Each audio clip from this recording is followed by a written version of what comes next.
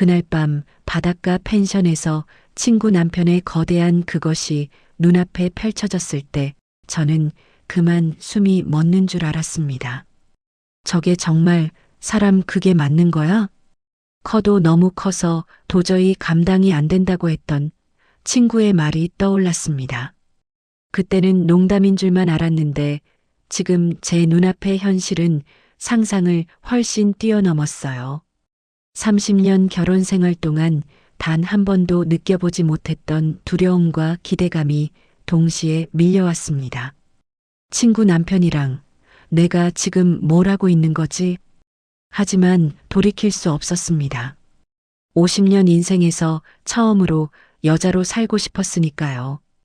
도대체 무슨 일이 있었길래 평범한 아줌마인 제가 이런 상황까지 오게 된 걸까요? 그리고 이 선택은 어떤 결말을 가져다 줄까요? 그날 밤 이후 제가 어떻게 다시 태어나게 되었는지 지금부터 들려드리겠습니다. 본격적으로 시작하기 전에 영상 오른쪽 아래 구독, 좋아요 눌러주세요. 모두 무료입니다. 저는 경기도 시흥에 살고 있는 올해 50세 김은숙입니다. 콩나물 국밥집에서 홀서빙으로 일한 지도 벌써 5년째죠. 설거지하고 테이블 닦고 손님들 주문 받고 몸은 고되지만 마음은 차라리 편해요. 집에 있으면 더 답답하거든요. 남편 박창수는 올해 57입니다. 2년 전 퇴직한 뒤로 친구 말만 믿고 주식에 손을 댔다가 평생 모은 돈을 홀라당 다 날렸어요. 그 뒤로는 하루 종일 소파에 누워 술만 마시면서 제가 고생해서 번 돈으로 근근히 생활하고 있습니다. 여보, 담배랑 소주 좀 사게. 5만 원만. 그런데 사실 제겐 돈 문제보다 더 힘든 게 있어요. 결혼한 지 30년이 다 돼가는데 단 한 번도 부부관계에서 만족을 느껴본 적이 없습니다. 남편은 작아도 너무 작았어요. 거기다가 1분이면 끝나고 제 기분은 어떤지 관심도 없습니다. 그것조차 1년에 한 번 있을까 말까인데 하다가 잘 안 돼서 중간에 포기하는 게 대부분이에요. 당신이 목석 같아서 안 되는 거야. 그렇게 저한테 화풀이만 하더군요. 어느 날 퇴근길이었어요. 버스 손잡이를 잡고 서 있는데 문득 유리창에 비친 제 얼굴이 보였습니다. 수척하고 생기라곤 없고 그저 나이만 먹은 아줌마의 얼굴이었죠. 요즘 50이면 한창이라던데 내 인생은 여기서 끝인가? 가슴이 답답했어요. 숨이 막히는 것 같았습니다. 그러던 어느 날 오랜 친구 미영이한테서 연락이 왔어요. 은수가 우리 얼마만이야? 밥 한번 먹자. 미영이는 저랑 동갑인 친구인데 5년 전에 재혼을 했습니다. 상대는 돈도 많고 잘생긴 사업가였죠. 가끔 SNS에 올라오는 사진을 보면 너무 부러웠어요. 여행도 자주 다니고 좋은 레스토랑에서 식사하고 명품 가방도 들고 다니더군요. 약속 장소는 강남의 한 고급 레스토랑이었습니다. 제가 평소에는 절대 올 수 없는 곳이었죠. 은수가 여기 파스타 진짜 맛있어. 미영이는 여전히 밝아 보였어요. 화장도 예쁘게 하고 옷도 깔끔하게 차려입었더군요. 그런데 자세히 보니 뭔가 이상했습니다. 웃는데 눈은 안 웃고 있었어요.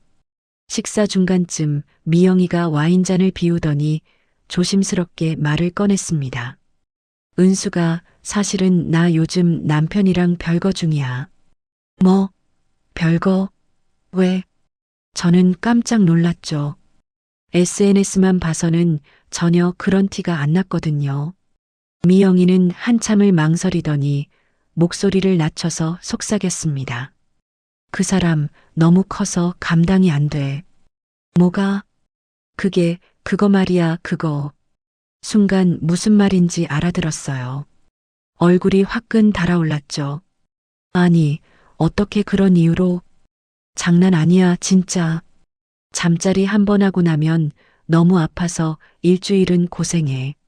처음엔 좋은 줄 알았는데 이제는 무서워. 저는 어이가 없었습니다. 나는 너무 작아서 평생 불행한데 너는 너무 커서 불행하다고? 세상에 이런 말도 안 되는 상황이 어디 있나 싶었어요. 그래도 그게 별것까지 할 이유는 아니잖아.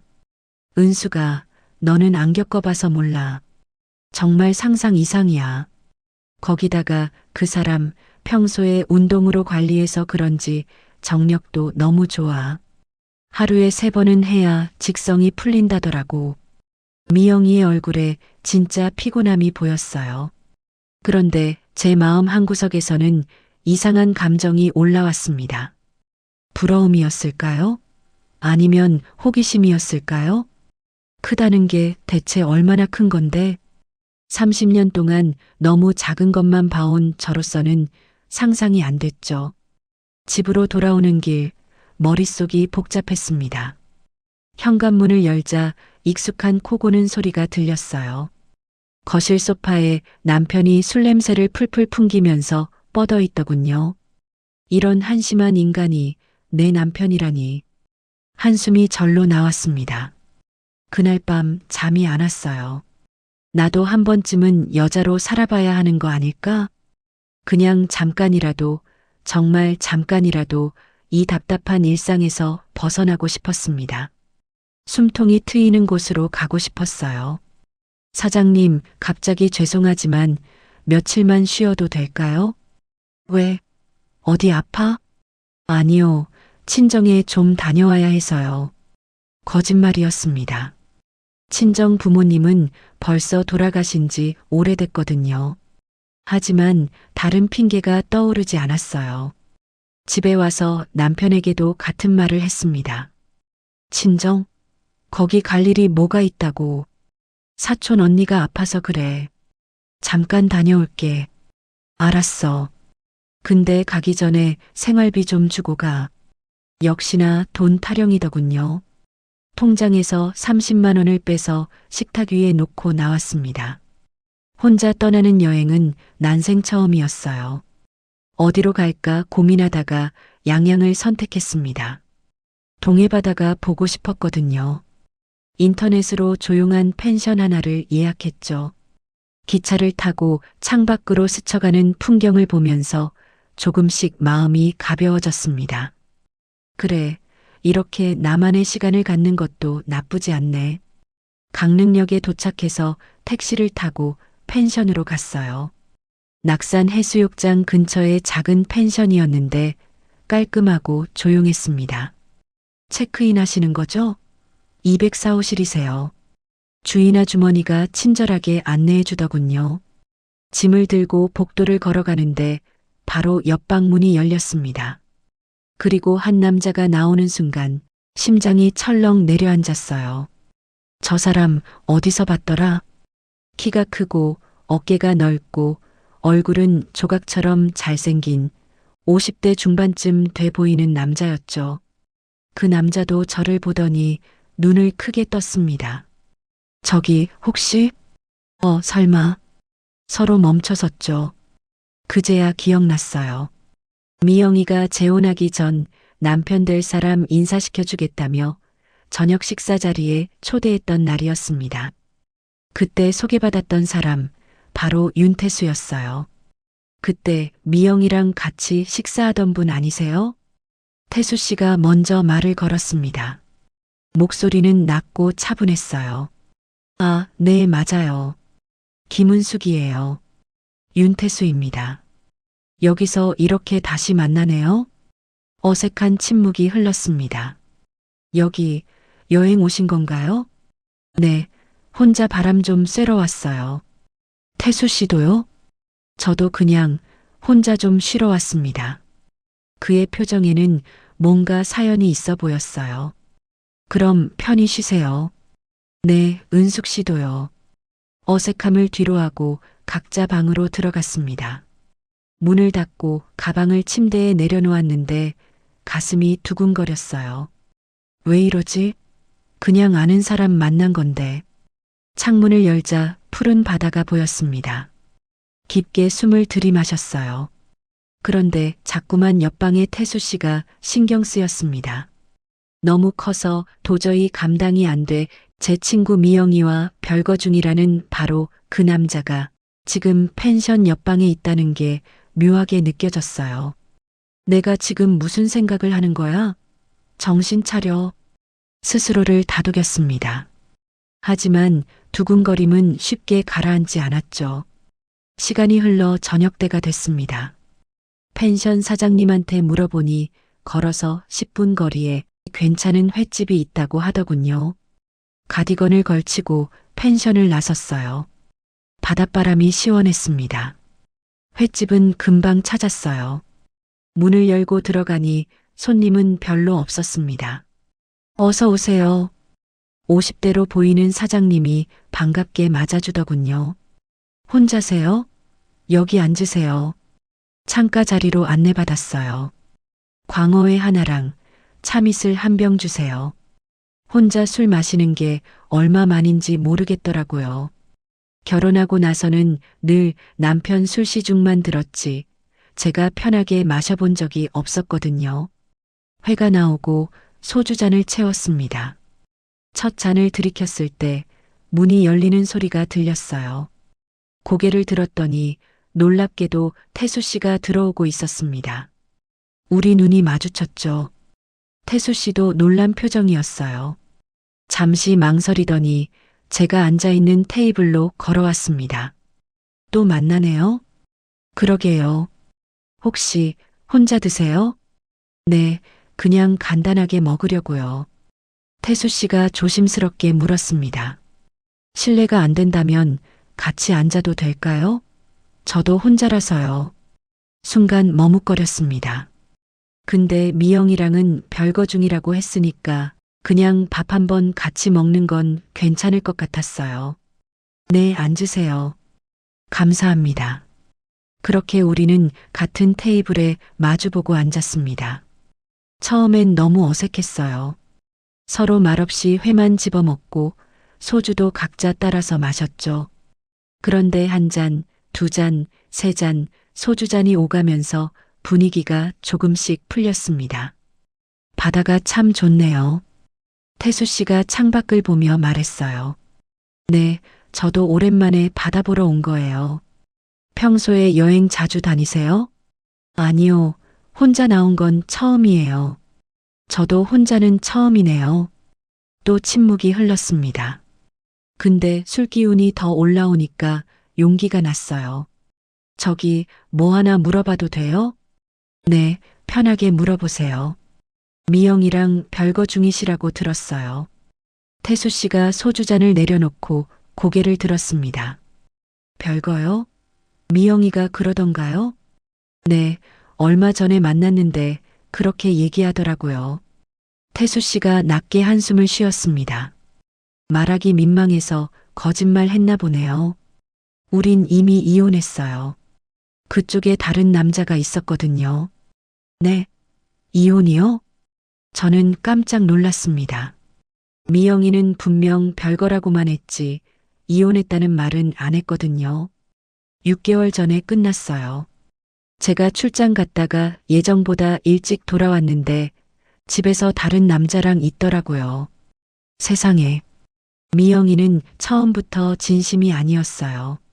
제 돈만 보고 재혼한 거였죠. 태수 씨 얼굴에 쓸쓸함이 묻어났습니다. 술이 더 취했는지 제 입에서 더 대담한 말이 나왔어요. 이런 말 해도 되는지 모르겠는데 미영이가 저한테 그랬거든요. 태수 씨가 너무 커서 감당이 안 됐다고. 말을 끝내고 나서 얼굴이 화끈거렸습니다. 아, 내가 왜 이런 말을? 태수 씨가 잠시 멈칫하더니 쓴웃음을 지었어요. 그 얘기까지 했군요. 죄송해요. 제가 취했나 봐요. 아니에요. 제가 남들보다 훨씬 큰 건 맞는데 크다고 다 좋은 건 아니더라고요. 서로 마음이 맞아야죠. 그의 목소리는 진지했어요. 그냥 담담하게 사실을 말하는 것 같았습니다. 미영이는 처음부터 힘들어했어요. 서로 맞춰가려고 했는데 그쪽에서 계속 피하더라고요. 그러다 결국 순간 제 시선이 바뀌었어요. 이 사람은 허세를 부리는 게 아니었습니다. 진심을 말하고 있었어요. 자신의 엄청난 크기에 상처받지 않도록 상대를 배려하려고 했던 사람이었죠. 은숙 씨는 어떠세요? 결혼 생활은 행복하세요? 태수 씨가 조심스럽게 물었습니다. 그 질문에 가슴이 먹먹해졌어요. 소주를 한 잔 더 마셨습니다. 술 기운이 더 올라왔죠. 행복하냐고요? 목소리가 떨렸어요. 30년을 살았는데 단 한 번도 행복했던 적이 없어요. 말하다가 목이 메었습니다. 남편 거는 너무 작고 볼품없어요. 처음 결혼했을 때부터 그랬죠. 근데 그땐 제가 몰랐어요. 대한민국 남자들 평균 크기가 다 고만한 줄 알았으니까요. 눈물이 차올랐습니다. 1분이면 끝나요. 저는 뭐가 뭔지도 모르고 끝나버리죠. 은숙 씨, 처음엔 제 문제인 줄 알았어요.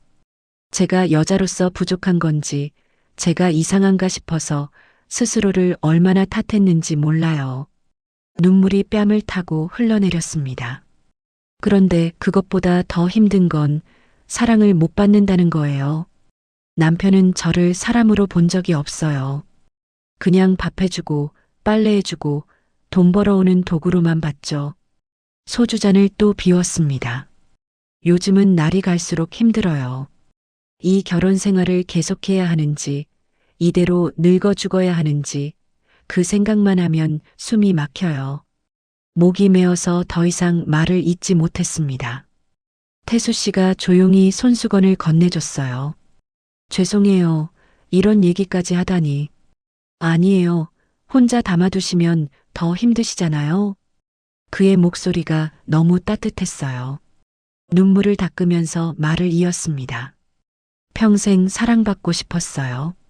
여자로서 사랑받고 싶었고, 사람으로서 존중받고 싶었어요. 근데 그게 이렇게 어려운 일인지 몰랐어요. 은숙 씨는 충분히 사랑받을 자격이 있어요. 태수 씨가 진지하게 말했습니다. 그건 남편분이 문제인 거예요. 은숙 씨가 부족한 게 아니에요. 정말요? 그럼요. 은숙 씨는 너무 아름다운 분이에요. 마음도 따뜻하시고요. 그걸 못 보는 사람이 문제죠. 그 말에 또 눈물이 났어요.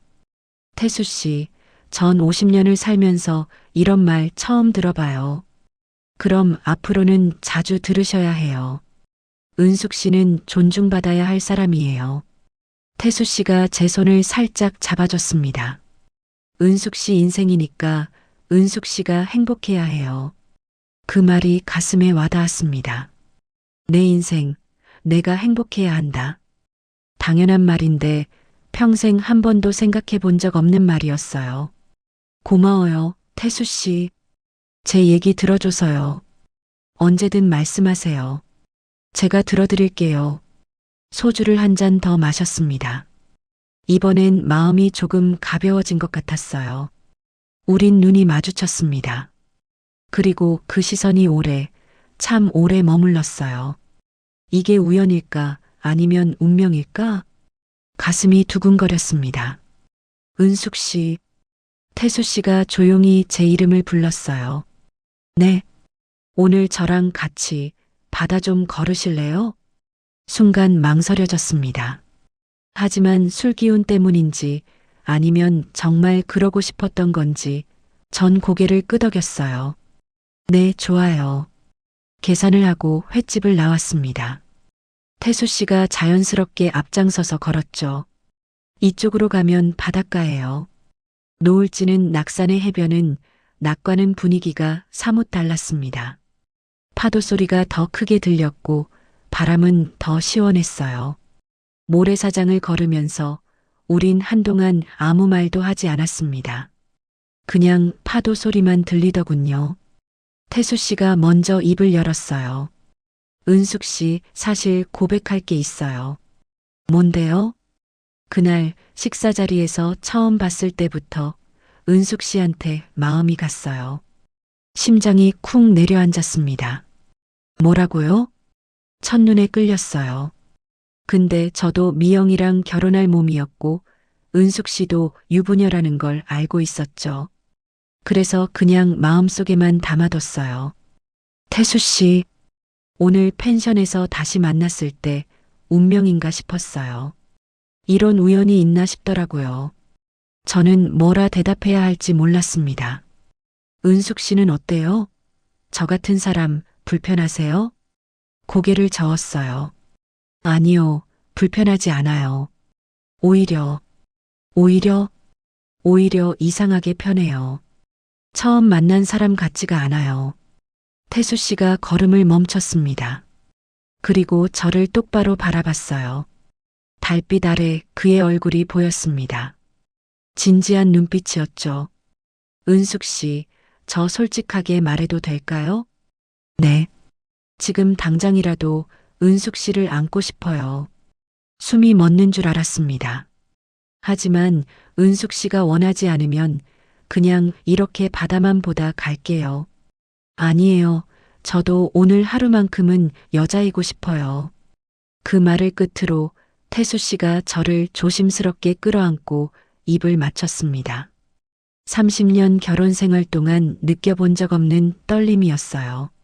남편한테서는 단 한 번도 받아본 적 없는 따뜻함이었습니다. 얼마나 그렇게 서 있었을까요? 태수 씨가 조용히 속삭였어요. 이제 우리 펜션으로 갈까요? 고개를 끄덕였습니다. 펜션으로 돌아오는 길, 우린 손을 잡고 걸었어요. 방 안은 어두웠고 창문 너머로 바다가 보였습니다. 다시 키스가 이어졌어요. 이번엔 더 깊고 더 간절했죠. 옷이 하나씩 벗겨졌습니다. 그리고 그 순간이 왔어요. 태수 씨가 옷을 벗었을 때 저는 그만 숨이 멎는 줄 알았습니다. 미영이가 했던 말이 떠올랐어요. 너무 커서 감당이 안 된다. 그게 무슨 뜻인지 이제야 알 것 같았습니다. 두려움과 기대감이 동시에 밀려왔어요. 은숙 씨, 너무 걱정하지 마세요. 태수 씨는 제 표정을 계속 살피면서 정말 천천히 조심스럽게 저를 배려했습니다. 처음엔 놀라운 뿐이었지만 시간이 지나면서 몸이 적응하기 시작했습니다. 그리고 느껴졌어요. 평생 처음 느껴보는 충만함이었습니다. 아, 서로 잘 맞는다는 게 바로 이런 거구나. 30년 동안 단 한 번도 느껴보지 못했던 감각이었어요. 몸이 깨어나는 느낌, 제가 여자라는 걸 실감하는 순간이었죠. 그날 밤은 정말 길었습니다. 한 번이 아니었어요. 2번, 3번, 태수 씨는 지칠 줄 모르는 야생마 같았습니다.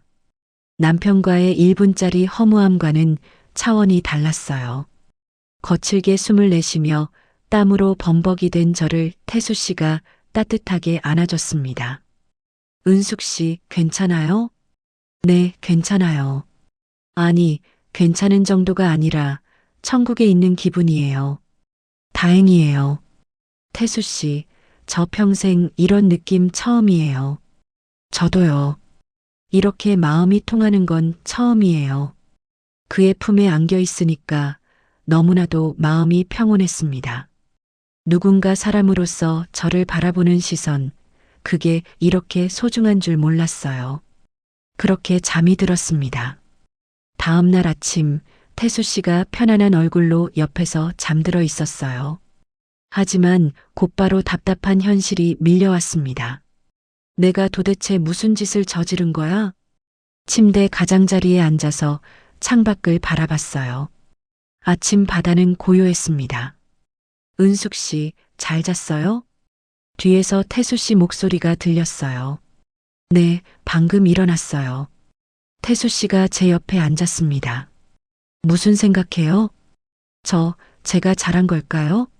목소리가 떨렸어요. 후회돼요? 후회는 아닌데 불안해요. 태수 씨가 제 손을 잡았습니다. 은숙 씨, 제가 하나만 말해도 될까요? 네. 은숙 씨가 어떤 선택을 하든 저는 존중해요. 어제 그 마음이 거짓이 아니었다면 그걸로 충분해요. 눈물이 날 것 같았어요. 태수 씨, 만약 은숙 씨가 남편분한테 돌아가야 한다면 저는 이해해요. 억지로 붙잡지 않을게요. 하지만 만약 새로운 삶을 원한다면 제가 옆에 있을게요. 남편은 단 한 번도 제 마음을 물어본 적이 없었습니다. 자기 뜻대로만 하고 저는 그냥 따라가야 하는 존재였죠. 고마워요, 태수 씨. 저를 사람으로 대해줘서요. 태수 씨가 저를 꼭 안아줬습니다. 은숙 씨는 충분히 소중한 사람이에요. 그걸 모르는 사람이 문제죠. 그날 오후 태수 씨와 연락처를 주고받고 집으로 돌아왔습니다. 천천히 생각해 보세요. 제가 기다릴게요. 네, 연락할게요. 집에 도착했을 때 남편은 소파에 자빠져 있었어요.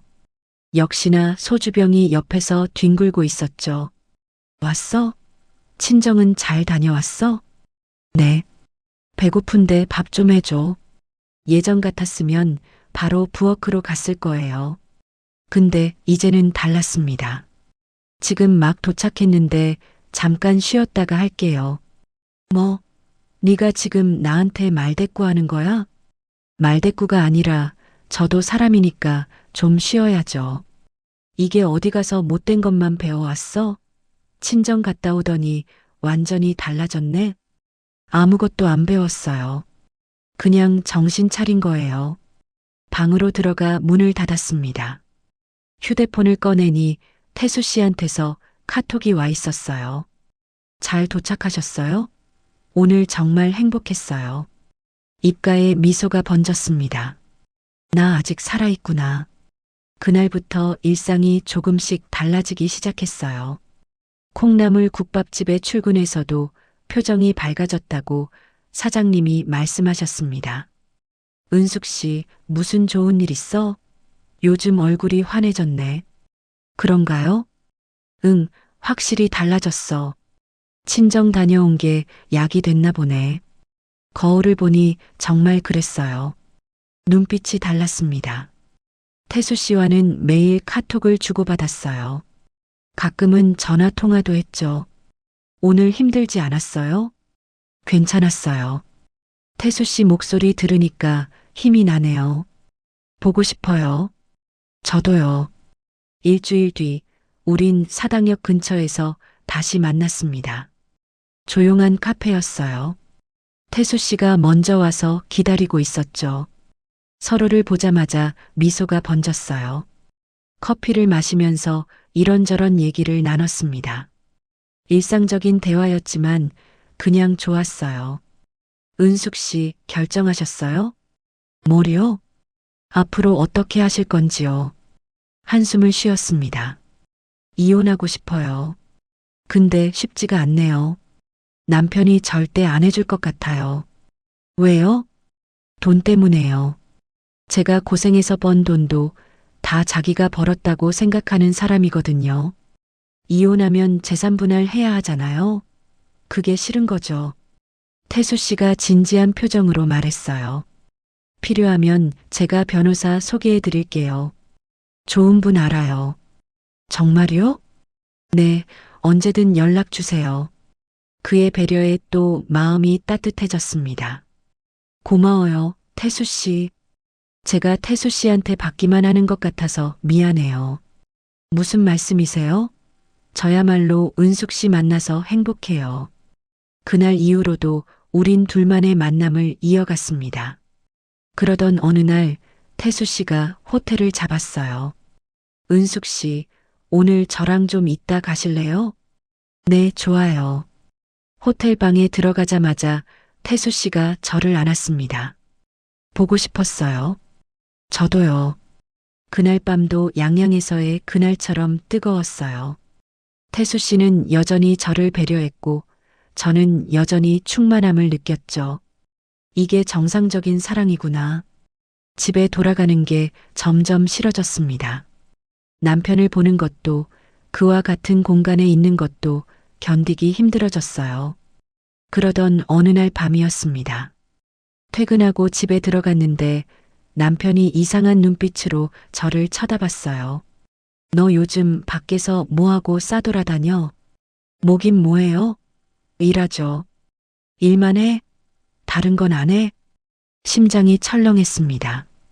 무슨 소리예요? 남편이 갑자기 제 휴대폰을 들어 올렸어요. 이거 뭐야? 그거 내 핸드폰인데 왜 마음대로 봐요? 마음대로? 내가 네 남편인데 못 볼 게 뭐가 있어? 남편이 휴대폰 통화 목록을 뒤지기 시작했습니다. 태수 씨? 이 새끼 이거 누구야? 얼굴이 하얗게 질렸어요. 그냥 아는 사람이에요. 아는 사람? 아는 사람한테 보고 싶다는 카톡을 보내. 남편의 추궁에 아무런 말도 할 수 없었어요. 화가 폭발한 남편이 휴대폰을 집어던졌습니다. 바닥에 떨어지면서 액정이 깨지는 소리가 났죠. 인연이 감히 날 두고 다른 남자를 30년을 같이 살았는데 뭐라고요? 30년 동안 당신은 나한테 뭘 해줬어요? 제 입에서 결국 그 말이 터져 나왔어요. 나한테 한 번이라도 제대로 해준 적 있어요? 맨날 술만 마시고 돈만 달라고 하고 나를 사람 취급이나 했어요? 뭐, 내가 너 먹여 살렸잖아. 먹여 살리긴요. 퇴직금 주식으로 다 날려놓고 지금은 내가 번 돈으로 사는 주제에 남편의 얼굴이 붉게 변했어요. 이게 보자 보자 하니까 진짜 손을 들어 올렸습니다. 때려봐요. 때리면 바로 경찰 부를 거예요. 남편이 손을 내렸습니다. 하지만 눈빛은 여전히 무섭더군요. 좋아, 이혼하자. 그래요, 이혼해요. 근데 너 내 돈은 한 푼도 못 가져갈 줄 알아. 당신 돈이요? 그게 어떻게 당신 돈이에요? 시끄러워. 어쨌든 한 푼도 못 가져갈 줄 알아. 남편이 방으로 들어가 문을 쾅 닫았습니다. 저는 그 자리에 주저앉았어요. 깨진 휴대폰을 주워들었습니다. 다행히 아직 작동은 됐어요. 태수 씨한테 전화를 걸었습니다. 은숙 씨? 태수 씨, 남편이 알아버렸어요. 뭐라고요? 카톡이랑 통화 내용 다 봤어요. 지금 괜찮아요? 다치신 데는 없어요? 네, 괜찮아요. 제가 지금 바로 갈게요. 어디 계세요? 아니에요. 오지 마세요. 더 복잡해질 것 같아요. 하지만 내일 만나요. 지금은 혼자 있고 싶어요. 전화를 끊었습니다. 그날 밤은 잠을 이룰 수가 없었어요. 방에서는 남편이 술을 마시는 소리가 들렸습니다. 병을 바닥에 내려놓는 소리, 욕하는 소리가 계속 들렸죠. 다음 날 아침 일찍 집을 나와 태수 씨를 만나러 갔습니다. 카페에서 기다리고 있던 태수 씨는 제 얼굴을 보자마자 놀랐어요. 은숙 씨, 얼굴이 왜 그래요? 어젯밤 잠도 못 주무셨어요? 네, 한숨도 못 잤어요. 남편분이 뭐라고 했어요? 이혼하겠대요. 근데 재산 분할은 한 푼도 안 해주겠대요. 태수 씨가 제 손을 잡았습니다. 걱정 마세요. 제가 변호사 선임해 드릴게요. 정당하게 받을 수 있어요. 근데 남편이 가만히 있지 않을 것 같아요. 성격이 그래요. 무슨 뜻이에요? 저한테 보복할 것 같아요. 제가 남편을 30년 동안 봐왔는데 절대 순순히 넘어가지 않을 거예요. 태수 씨의 표정이 굳어졌습니다. 그럼 더더욱 조심해야겠네요. 혹시라도 위험한 상황이 생기면 바로 달려갈게요. 고마워요, 태수 씨. 며칠이 지났습니다. 남편은 저를 완전히 무시했어요. 말도 안 하고 밥도 따로 먹었죠. 그러던 어느 날 저녁 현관문을 열고 들어서는데 이상한 기운이 느껴졌어요. 거실에 불이 켜져 있었고 낯선 목소리가 들렸습니다. 아이고, 아줌마, 이제 오셨어요? 남편의 목소리가 아니었어요. 거실로 들어가는 순간 숨이 멎을 뻔했습니다. 남편 양옆으로 낯선 남자 2명이 앉아 있었는데 험상궂은 인상에 문신이 가득한 팔. 평범한 사람들이 아니었습니다. 이 사람들은 누구예요? 남편이 비웃듯이 말했습니다. 친구들이야, 인사해. 당신한테 할 얘기가 있어서 모셨어. 한 남자가 앞으로 나왔습니다. 김은숙 씨 맞죠? 네, 네. 우리는 박창수 사장님한테 부탁을 받았어요. 간단해요. 이혼할 때 재산분할 청구 안 하시면 돼요. 뭐라고요? 다른 남자도 다가왔습니다. 어렵지 않잖아요. 그냥 도장만 찍으면 되는 거예요. 그럼 우리도 당신도 편해지는 거고요. 안 돼요. 그건 제 권리예요. 뭐라고? 권리라. 문신한 남자가 비웃었어요. 권리 주장하다가 다칠 수도 있어. 요즘 세상이 험하잖아. 당신들 지금 협박하는 거예요? 협박이라니. 우리는 그냥 조언하는 거예요. 좋은 뜻으로요. 남편이 소파에서 일어났습니다. 자, 여기 서류 있어. 여기다 도장만 찍어. 재산분할 포기 각서였습니다. 싫어요. 절대 안 찍어요. 남자 하나가 테이블을 쾅 내려쳤습니다. 아줌마, 잘 생각해. 세상 호락호락하지 않다는 걸 아셔야지. 온몸이 떨리고 너무 무서웠습니다. 생각할 시간 줄게요. 내일 저녁에 다시 올 테니까 그때는 현명한 선택하시길 바래요. 두 남자가 일어났습니다. 그럼 내일 봐요, 이쁜 아줌마. 거실에는 남편과 저만 남았어요. 맞지? 내가 병신같이 가만히 앉아서 당할 줄 알았어? 당신 정말 미쳤어요? 미친 게 아니라 정신 차린 거지. 내 돈을 왜 당신한테 줘야 해? 그건 당신 돈이 아니라 내 돈이에요. 닥쳐. 내일까지 생각 잘해. 안 그러면 진짜 어떻게 될지 몰라. 남편이 방으로 들어갔습니다. 저는 그 자리에 주저앉았어요. 떨리는 손으로 휴대폰을 꺼내 태수 씨한테 전화를 걸었습니다. 은숙 씨? 태수 씨, 큰일 났어요. 무슨 일이에요? 남편이 건달들을 집에 데려와서 저를 협박했어요. 뭐라고요? 지금 어디 계세요? 집이에요. 근데 너무 무서워요. 내일 또 온대요. 지금 당장 나오세요. 제가 모시러 갈게요. 어디로 가요? 일단 안전한 곳으로요. 그 집에 있으면 안 돼요. 알겠어요. 전화를 끊고 급하게 짐을 쌌어요. 옷 몇 벌과 필요한 물건들만 가방에 넣었죠. 방문을 조심스럽게 열고 나왔습니다. 남편은 자기 방에서 술을 마시고 있었어요. 최대한 조용히 현관으로 갔습니다. 어디가? 뒤에서 남편 목소리가 들렸어요. 잠깐 바람 쐬러요. 가방은 왜 들고? 친구 집에서 자고 올 거예요. 도망가려고? 소용없어. 어디 가든 찾아낼 거야. 대꾸하지 않고 현관문을 열었습니다. 당신 잘 생각해. 내일까지야. 남편의 소리를 뒤로하고 집을 나왔어요. 아파트 입구에서 태수 씨를 기다렸습니다. 얼마 지나지 않아 차가 도착했어요. 은숙 씨, 태수 씨가 급하게 차에서 내렸습니다. 괜찮아요? 다친 데는 없어요? 네, 괜찮아요. 일단 타세요. 여기 있으면 위험해요. 어디로 가는 거예요? 제 아파트로 갈게요. 거기가 가장 안전해요. 괜찮을까요? 걱정 마세요. 보안도 철저하고 남편분이 찾을 수도 없어요. 차 안에서 오늘 있었던 일을 자세히 얘기했어요. 태수 씨의 표정이 점점 굳어졌습니다. 그건 명백한 협박이자 범죄예요. 근데 증거가 없어요. 녹음도 못했고요. 괜찮아요. 내일 바로 변호사 선임할게요. 그리고 경찰에도 신고해야 해요. 경찰이 믿어줄까요?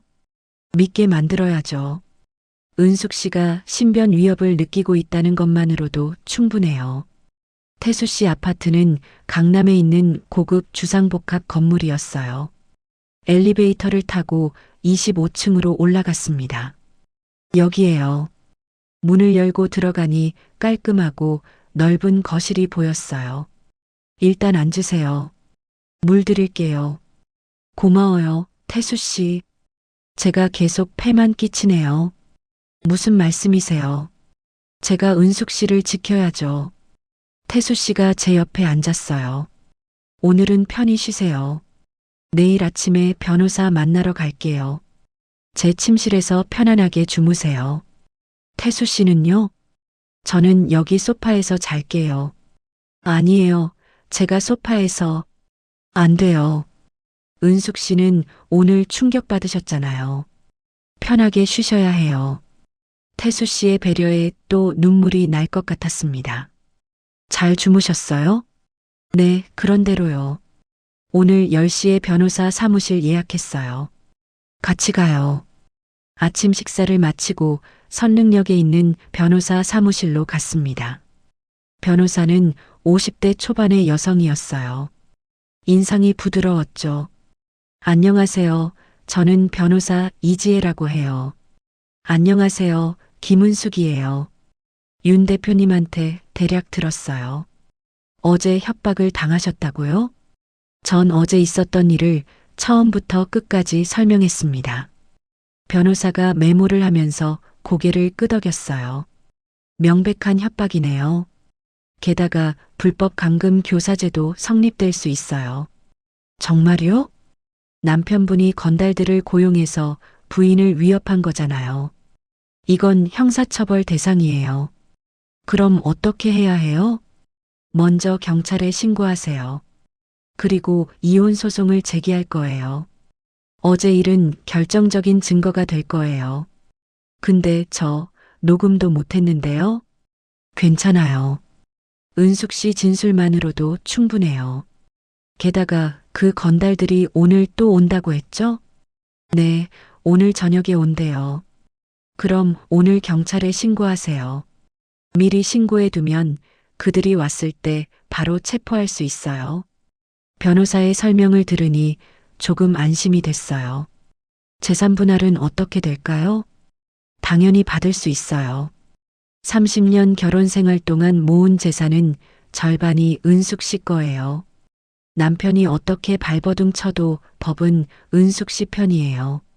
그리고 어제 협박 건으로 남편분이 형사처벌을 받으면 이혼 소송에서도 유리해져요.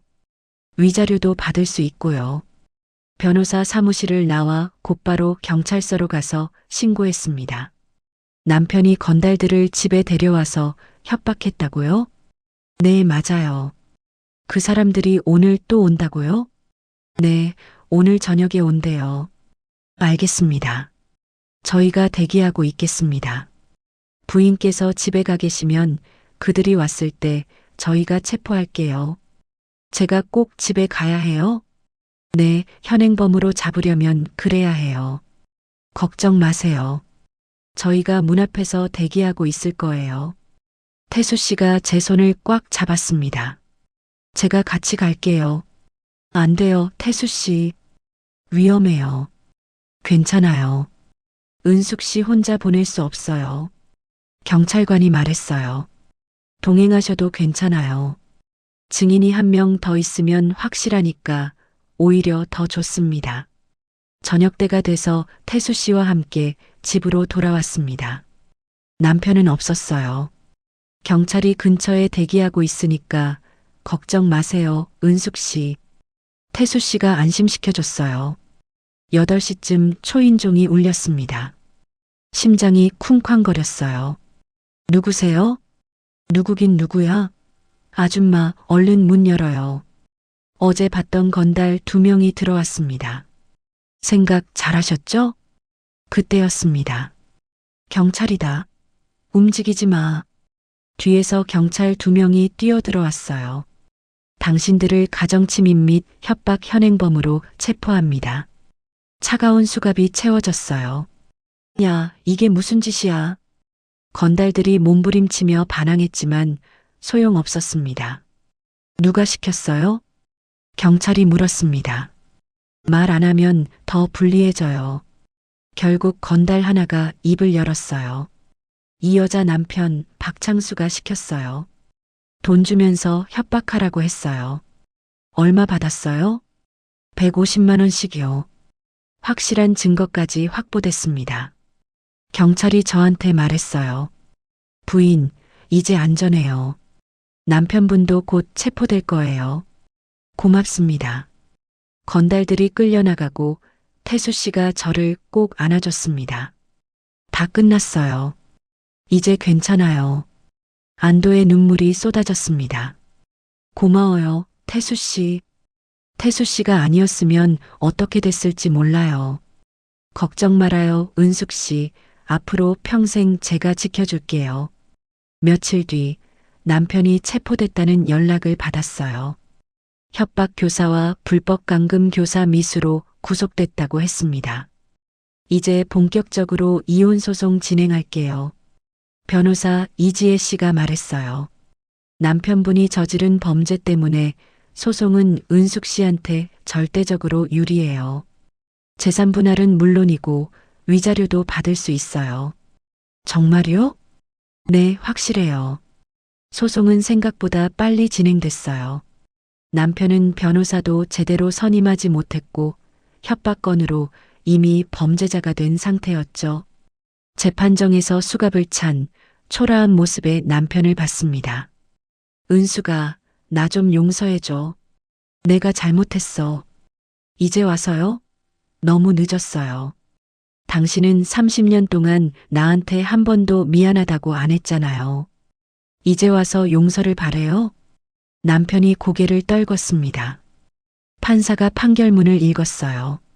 이혼을 허가한다. 재산은 반반으로 분할하며 피고는 원고에게 위자료 3천만 원을 지급할 것. 30년 결혼 생활이 그렇게 끝났어요. 법원을 나오는데 가슴이 뻥 뚫린 것 같았습니다. 축하해요, 은숙 씨. 태수 씨가 웃으며 말했어요. 이제 새로운 인생이에요. 네, 정말 그러네요. 재산 분할로 받은 돈과 위자료를 합치니 꽤 목돈이 됐어요. 은숙 씨, 앞으로 뭐 하고 싶으세요? 태수 씨가 물었습니다. 글쎄요, 아직 생각 못 해봤어요. 혹시 저랑 같이 뭔가 해보실래요? 뭐요? 저 양양에 땅이 좀 있어요. 거기에 작은 카페 하나 차리면 어떨까 해서요. 카페요? 네, 바다 보이는 곳에 브런치 카페요. 은숙 씨랑 같이 하고 싶어요. 가슴이 뛰었어요. 정말 그래도 될까요? 물론이죠. 우리 같이 새로운 시작해봐요. 좋아요, 해봐요. 몇 달이 흘렀습니다. 양양 바닷가 근처 작은 브런치 카페가 문을 열었어요. 카운터에는 제가 서 있고 뒤에서는 태수 씨가 커피를 내리고 있었어요. 손님, 주문하신 아이스 카페라떼 나왔습니다. 감사합니다. 여기 정말 경치 좋네요. 그죠? 저희도 이 경치가 좋아서 여기 차렸어요. 손님들이 하나둘씩 들어왔어요. 바다를 보면서 커피를 마시고 브런치를 먹고 행복해하는 모습을 보니 뿌듯했죠. 은숙 씨, 오늘 손님 많이 왔네요. 그러게요. 태수 씨가 제 어깨를 감싸 안았습니다. 행복해요? 네, 정말 행복해요. 저도요. 예전에 저였다면 상상도 못했을 인생이었습니다. 50년을 살면서 처음으로 제대로 된 사랑을 알았고 여자로서의 행복도 알았어요. 그리고 무엇보다 제 인생의 주인공이 저라는 걸 깨달았죠. 늦었다고 생각하지 않아요. 지금이 바로 제 인생의 시작이니까요. 저녁이 됐습니다. 마지막 손님이 나가고 문을 닫았어요. 오늘도 수고했어요. 태수 씨가 말했습니다. 태수 씨도요. 저녁 먹으러 갈까요? 네, 좋아요. 우린 손을 잡고 카페를 나왔어요. 바닷가를 걸으면서 태수 씨가 말했습니다. 은숙 씨, 저랑 결혼해 줄래요? 순간 걸음을 멈췄어요. 뭐라고요? 정식으로 프로포즈하는 거예요. 저랑 결혼해 주세요. 심장이 쿵쾅거렸습니다. 저같이 이혼한 여자도 괜찮아요? 그게 뭐가 중요해요? 제가 사랑하는 건 지금의 은숙 씨예요. 나이도 과거도 상관없어요. 눈물이 났어요. 네, 결혼할게요. 태수 씨가 저를 꼭 안아줬습니다. 그리고 키스했어요. 파도 소리가 마치 우리 두 사람을 축복해 주는 것 같았습니다. 여러분, 제가 배운 가장 큰 교훈은 바로 진정한 사랑은 나이를 묻지 않는다는 것입니다. 사랑받을 자격은 누구에게나 남아 있어요. 늦었다고 포기하지 마세요. 다시 시작하는 용기는 우리 인생을 새로 쓰게 해주니까요. 바다를 바라보며 생각했습니다. 이제 진짜 내 인생이 시작이야. 태수 씨와 손을 꼭 잡았어요. 그 손에서 따뜻함이 느껴졌습니다. 더 이상 외롭지 않았어요. 더 이상 불행하지 않았죠. 우리는 그렇게 바닷가를 걸으면서 새로운 미래를 꿈꿨습니다. 손을 맞잡은 채로요. 시청해 주셔서 감사합니다.